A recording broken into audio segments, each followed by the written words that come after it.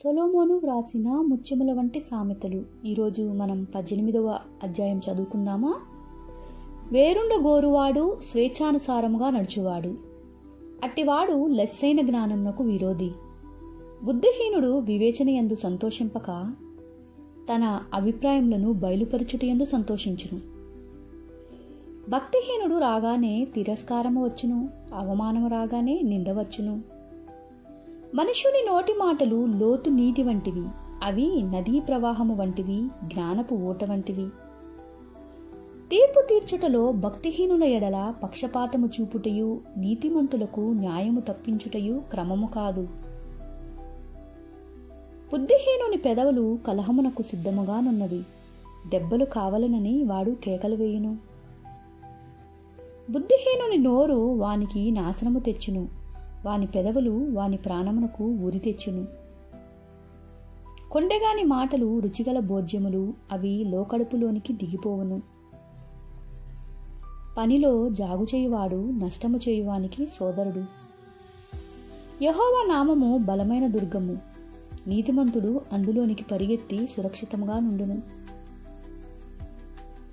ధనవంతునికి వాని ఆస్తి ఆశ్రయపట్టణము, వాని దృష్టికి అది ఎత్తైన ప్రాకారము. ఆపత్తు రాకమునుపు నరుని హృదయము అతిశయపడును, ఘనతకు ముందు వినయముండును. సంగతి వినకముందు ప్రత్యుత్తరమిచ్చువాడు తన మూఢతను బయలుపరిచి సిగ్గునందును. నరుని ఆత్మ వాని వ్యాధి నోర్చును, నలిగిన హృదయమును ఎవడు సహింపగలడు? జ్ఞానుల చెవి తెలివిని వెదుకును, వివేకము గల మనస్సు తెలివిని సంపాదించును. ఒకడు ఇచ్చు కానుక వానికి వీలు కలుగుజేయును, అది గొప్పవారి ఎదుటికి వానిని రప్పించును. వ్యాజ్యమందు వాది పక్షము న్యాయముగా కనపడును, అయితే ఎదుటివాడు వచ్చిన మీదట వాని సంగతి తేటపడును. చీట్లు వేయుట చేత వివాదములు మానును, అది పరాక్రమశాలులను సమాధానపరచును. బలమైన పట్టణమును వశపరుచుకొనుట కంటే ఒకని చేత అన్యాయము నొందిన సహోదరుని వశపరుచుకొనుట కష్టతరము. వివాదములు నగరు తలుపుల అడ్డగడియలంత స్థిరములు. ఒకని నోటి ఫలముల చేత వాని కడుపు నిండును, తన పెదవుల ఆదాయము చేత వాడు తృప్తి పొందును. జీవమరణములు నాలుక వశము, దానియందు ప్రీతిపడువారు దాని ప్రతిఫలము తిందురు. భార్య దొరికిన వానికి మేలు దొరికెను, అట్టివాడు యెహోవా వలన అనుగ్రహం పొందినవాడు.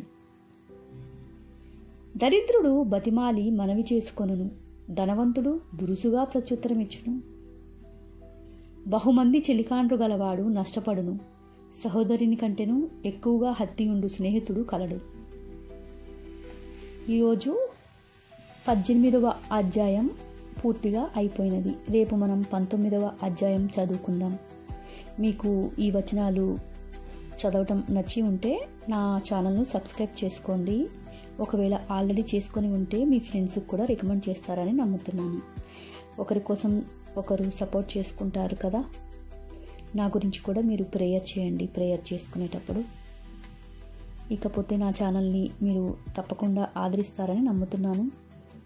ఇంకా ఏదైనా మీకు నెక్స్ట్ సామెతలు అయిపోయినాక ఏం చెప్పాలో అది రికమెండ్ చేస్తే నేను దాని గురించి చెప్పడానికి ట్రై చేస్తాను. ఉంటాను. ఇట్లు మీ అనుశ్రీ మెండు. కామెంట్ చేయటం మర్చిపోకండి. Thank you.